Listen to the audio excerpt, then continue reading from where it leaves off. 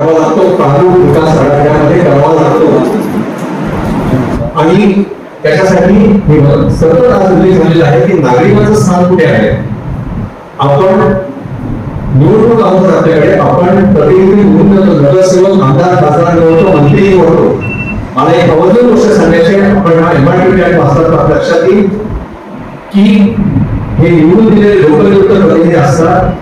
आपलं शहर त्यांच्या मालकीचं होत नाही, आपल्याच मालकीचं राहतं. कारण काय त्याचे तरतूद आहे. विकास आराखडा हा जाहीरपणे त्याला प्रसिद्धी देण्यात येते. त्या विकास आराखड्यावरती प्रत्येक तज्ञाला प्रत्येक नागरिकाला आक्षेप घ्यायचा अधिकार असतो. सॅटिस असो, मेट्रो असो, की रेल्वेचा प्रोजेक्ट असो किंवा कुठले प्रोजेक्ट असो, याचा समावेश हा विकास आराखड्यात झाला पाहिजे. तो जर झाला तर प्रारूप विकास आराखड्यामध्ये त्याचा उल्लेख झाला तर ठाण्याचा प्रत्येक नागरिक त्याला आक्षेप घेऊ शकतो. सुरक्षा विभागातील इतर तज्ञ आहेत, त्यांचं म्हणणं किंवा ऐकलं गेलं असतं आणि प्रोसेसकडे थांबत नाही. ज्यांनी आक्षेप घेतलेला आहे त्यांना पॅनल कमिटी म्हणून असते, तज्ञांची समिती असते. त्या तज्ञांच्या समितीपुढे हिअरिंग करतात, सुनावणी करता म्हणतात येतं आणि इथे ते त्यांचे कागदपत्र दाखवू शकतात, त्यांचं म्हणणं मांडू शकतात. आणि हे हा विकास आराखड्याचा समावेश आहे असं कोणत्याही मला दाखवावं, मला आनंद होईल. पण वस्तुस्थिती अशी आहे, हे सगळे प्रकल्प हा Maharashtra regional town planning act 15 धाब्यावर बसून हे प्रकल्प राबवले जातात. आणि हा म्हणजे म्हणून माझं म्हणणं आहे, ज्या प्रकल्पांचा समावेश विकास आराखड्यात नाही त्या प्रकल्पांची अंमलबजावणी करणं हे बेकायदेशीर आहे. नुसतं बेकायदेशीर आहे असं नाहीये, तर त्याला आपण म्हणतो ह्याच्यात खूप मोठ्या प्रमाणात आर्बिट्रेरीनेस येतो. आर्बिट्रेरी का होतं? कारण आपण जे स्टेक होल्डर्स आहोत, आपण नागरिक आहोत, आपल्याला अधिकार आहे, तो अधिकार बजावायचा आपल्याला संधीच मिळत नाही, म्हणजे आर्बिट्रेरीनेस येतो. आणि म्हणून हे सगळे प्रकल्प जे आहेत ते घटना विरोधी करतात. ही भूमिका मी आवर्जून कायद्याचा अभ्यास म्हणून आपल्याकडे मांडतोय. आणि आज आपल्याला ही सभा का करावी लागते एवढ्या, मला माहिती आहे आपले काही लोक कंटाळलेले आहेत. मला वाटतं कंटाळून नाही आपण, पण हे जे आहे ते सगळे तज्ञ आहेत. ते तज्ञ आपल्याला बरेचसे शिकवत आहेत. तेव्हा तज्ञ आपल्याला काहीतरी शिकवतात तेव्हा आपल्याला प्रश्न विचारतात, आपल्याला प्रश्न पडले पाहिजे. आणि आपण जर महाराष्ट्र रिजनल टाउन प्लॅनिंग ऍक्टच्या तरतुदींचं पालन केलं असतं तर ह्या सगळ्या मंडळींचं म्हणणं तेव्हाच ऐकून घेतलं असतं आणि मग कदाचित परिणाम असा झाला असता की प्रकल्प आले नसते. हा पहिला महत्वाचा मुद्दा की हे जर प्रकल्प आपल्या विकास आराखड्यात असतील तर ते पूर्णपणे बेकायदेशीर आहेत. कारण आपल्या सामान्य नागरिकांना आपल्याला म्हणणं मांडण्याची संधी दिलेली नाही. आणि म्हणून पुन्हा एकदा सांगतो की राज्यकर्त्यांनी एका गोष्टी दखल घेतली पाहिजे. मी निवडून आला म्हणजे शहर तुमच्या मालकीची होत नाही, शहर ही नागरिकांच्या मालकीची होता. घटनेमध्ये 21व्या कलमाप्रमाणे प्रत्येक नागरिकाला, प्रत्येक माणसाला, भारतात राहणाऱ्या प्रत्येक नागरिकाला अर्थपूर्ण आणि समृद्ध जीवन जगण्याचा अधिकार आहे. आणि हे जे प्रकल्प होत आहेत, या प्रकल्प होत आहेत हे आपल्याकडचा हा अधिकार आहे. अर्थपूर्ण आणि समृद्ध आयुष्य जगण्याचा अधिकार हिरावून घेत आहेत. आणि काय हिरावून घेत आहेत हे सगळं आपण ऐकलेलंच आहे. दुसरी गोष्ट, मी घटनेच्या चौकटीमधून सांगतोय की विकास म्हणजे काय. आपण विकास काम हा शब्द वापरतो, आपण विकसित भारत हा शब्द वापरतो. घटनेच्या दृष्टीने विकास म्हणजे काय. आपण घटनेची उद्देशिका वाचली तर उद्देशिकेमध्ये आपल्याला दिसेल की आपण काय काय स्वतःला काय काय गोष्टी आपल्याला पाहिजे त्यात दिलेल्या आहे. तर समाजवाद आहे, लोकशाही आहे, त्याच्यामध्ये सोशल आणि इकॉनॉमिक जस्टिस आहे, पॉलिटिकल जस्टिस पण आहे, त्याच्यामध्ये liberty of thought and expression आहे. आज परिस्थिती अशी आहे की आपण विकास कामांना, तथाकथित विकास कामांबद्दल जरी बोलायला लागलो तरी आपला तो बोलण्याचा हक्क हिरावून घेतला जातो, कारण राज्यकर्ते आपल्याला रागवतात. आता विकास म्हणजे काय, पहिली गोष्ट मी आपल्याला सांगू इच्छितो, ही जी काही कामं चालू आहेत, ही जी कामं आहेत या पायाभूत सुविधा आहेत, हा विकास नाही.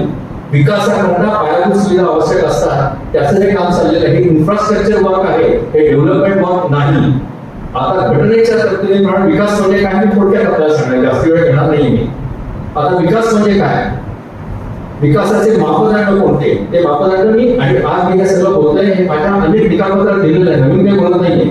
विकासाचे मापदंड म्हणजे काय, आपण कधी म्हणायचा विकास झाला. पहिला मापदंड म्हणजे प्रत्येक शहरातल्या सामान्य नागरिकाला, लहान मुलांपासून ते वृद्ध माणसाला, अपंग माणसांना निर्धोकपणे कुठलाही धोका नसताना साधता येतील असे पदोपद तिथे पाहिजे. हा सगळ्यात मूलभूत अधिकार आहे आपला, शाळेचा अधिकार.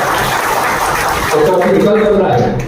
जेव्हा आपल्या शहरामध्ये आपण निर्धोकपणे मान सरळ ठेवून खाली न बघता लहानापासून मोठ्यापर्यंत आणि अपंग व्यक्ती चालू शकतात, तो विकासाचा पहिला मानदंड आहे. आणि हा मानदंड जर आपण लावला तर ठाणे शहर ह्याच्यामध्ये पूर्णपणे फेल होतं, 100% फेल होतं. कारण आपल्याकडे चालता येत असे पदपदही नाहीये. इथे राजकारणी मंडळी असतील तर मला एकच गोष्ट सांगायची, या राजकारणी मंडळी सकाळी 11 वाजता आणि संध्याकाळी 6 वाजता माजिवड्याच्या जंक्शनवर जावं. 10 वाजता 10 वाहन येत असतात, न घाबरता त्यांनी तो रस्ता ओलांडून दाखवावा.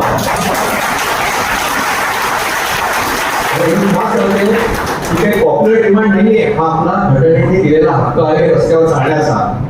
घटनेच्या 21व्या कलमाप्रमाणे दिलेला हक्क आहे. दुसरा मापदंड काय आहे की शहरामध्ये महानगरपालिकेच्या आणि शासनाच्या किती नवीन शाळा आणि शिक्षण संस्था निर्माण झाल्या की ज्याच्यामध्ये सामान्य माणसाला परवडेल असं शिक्षण घेता येतं. आपण विचार करा किती संस्था झाल्या ठाण्यामध्ये, नाही झाल्या. कारण काय, शिक्षणाचा अधिकार घटनेत दिलेला आहे. घटनेच्या 21व्या कलमात आहे, 21व्या कलमामध्ये आहे. तिसरी गोष्ट, राईट टू हेल्थ हा पण घटनेच्या 21 कलमाप्रमाणे आपल्याला गॅरंटी दिलेली आहे त्याची. ठाण्यामध्ये असा विचार करूया आपण की किती पब्लिक हॉस्पिटल म्हणजे महानगरपालिकेने शासनाने निर्माण केलेली हॉस्पिटल, किती हॉस्पिटल तयार झाली. सामान्य माणसाला परवडेल अशा दरात आज उपचार होऊ शकतात का, त्याचं उत्तर नाही हे द्यावं लागेल. अजून एक महत्वाची गोष्ट मला सांगायची, ठाणे शहरामध्ये आपण किती उद्यानं तयार केली. कारण शेवटी एक प्रदूषणमुक्त वातावरण जगण्याचा अधिकार आपल्या घटनेच्या 21व्या कलमाप्रमाणे दिलेला आहे. आपण मोठमोठे टोलेजनका इमारती बांधतोय, पण किती नवीन उद्यानं झाली याचा आपण विचार केला पाहिजे. ठाण्यामध्ये किती क्रीडांगण तयार झाली, तिथे आपले विद्यार्थी आणि आपले तरुण तरुणापासून ते मोठ्या लोकांपर्यंत जाऊन तिथे क्रीडा पुरस्कार करू शकतात, किती क्रीडांगण निर्माण झाली. हे सगळे मापदंड आहेत. ठाण्यामध्ये ठाण्यामध्ये लहानपणाचा मोठा झालेला आहे. आयुष्यातली 6 वर्ष सोडली मुंबई उच्च न्यायालयात न्यायाधीश जरी होतो तरी ठाण्याहून तिकडे जात असेल. ठाणे हे एक इंडस्ट्रियल टाउन होतं.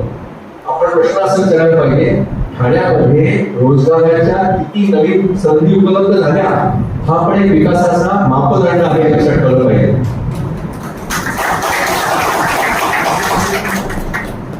तर माझं म्हणणं काय माहितीये का की विकास म्हणजे काय, विकास म्हणजे आपल्या घटनेने जी काय आश्वासन दिलेले सामान्य माणसाला, जे काय हक्क दिलेले आहेत त्या हक्काचा उपभोग जेव्हा घेता येतो तेव्हा ते विकास असं म्हटलं जातं.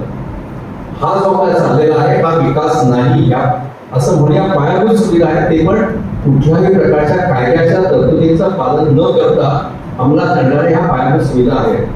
हे 2 मुद्दे. तिसरा मुद्दा म्हणजे पर्यावरणाचा. कांदळवन, बरेच लोक विसरून गेले असते की 2018 मध्ये निकाल दिला मुंबई उच्च न्यायालयामध्ये. कांदळवन ही संरक्षित वनं आहेत. तसाच निकाल 23 साली सर्वोच्च न्यायालयाने दिला. दुर्दैवाने आपले राज्यकर्ते न्यायालयात जाऊन अर्ज करतात आणि न्यायालयाला संमती द्यायला लागले. 45,000 कांदळवन झाडं काढण्यात येणार आहेत, पोस्टर बोर्ड करतात. तर कांदळवनाचं रक्षण करणं आणि झाडांचं रक्षण करणं हे आपल्या शासनाचं कर्तव्य आहे. कारण घटनेमध्ये असं दिलेलं आहे की प्रत्येक नागरिकांनी पर्यावरणाचं संवर्धन आणि संरक्षण करणे हे मूलभूत कर्तव्य आहे. आणि सर्वोच्च न्यायालयाचा निकाल आहे हे मूलभूत कर्तव्य आहे, हे शासन व्यवस्थेचं पण मूलभूत कर्तव्य आहे. आज आपल्याकडे आपण पाहतो, दुर्दैवाने पाहतो, मी अनेक निकाल दिले त्याच्याबद्दल. प्रत्येक प्रकल्प जो होतो त्याच्या मागे एक अर्ज केला जातो वृक्ष प्राधिकरणाकडे. आता आपण वृक्ष प्राधिकरणाचा कायदा जर पाहिला तर कायद्याचा उद्देश काय आहे की झाडांचं संवर्धन आणि संरक्षण करणं. पण वृक्ष प्राधिकरण काय काम करतात, हे राजकीय नेते ठरवतात की ह्या प्रकल्पाकरता 3,000 झाडं कापायची. वृक्ष प्राधिकरण नागरिक त्याला फार थोडे नागरिक आक्षेप घेतात, ही पण दुर्दैवाची गोष्ट आहे. ध्यान येते की असे झाडं पाण्याचा अर्ज केलेला आहे, आपण आक्षेप कोणी नोंदवत नाही, थोडे लोक नोंदवतात. मला वाटतं रोहित जोशीसाठी कार्यकर्ते असतील ते लोक नोंदवतात. आणि आपल्या या वृक्ष प्राधिकरण काय करतात, ते फक्त शिक्का मारायचं काम करतात.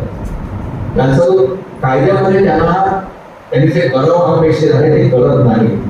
आपण एक लक्षात घ्या, 30 वर्ष 40 वर्ष तुम्ही आपण झाडं पाळतो आणि कुठेतरी दुसरीकडे झाडं लावतो, ती झाडं वाढायला पण 30 ते 40 वर्ष लागणार आहे. त्याचं आपण भान ठेवलं पाहिजे. म्हणून कुठेतरी एक आपल्याकडे लोकांना छंद लागला की काय, मला असं वाटतं कुठलाही प्रकल्प म्हणजे 300, 400, 1000 झाड पाडायचं एक असं करायचा.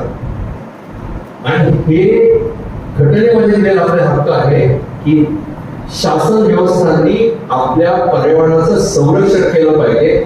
आज आपण बघतोय ते ह्या ज्या व्यवस्था आहेत त्या व्यवस्था पर्यावरणाचा नाश करण्याच्या दृष्टीने पाहू लागली आवड लागते.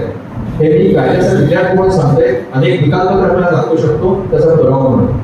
या 3च गोष्टी मला आपल्याला सांगायच्या होत्या की आपण कायद्याच्या दृष्टीने, घटनेच्या दृष्टीने या सर्व प्रश्नांचा विचार केला पाहिजे.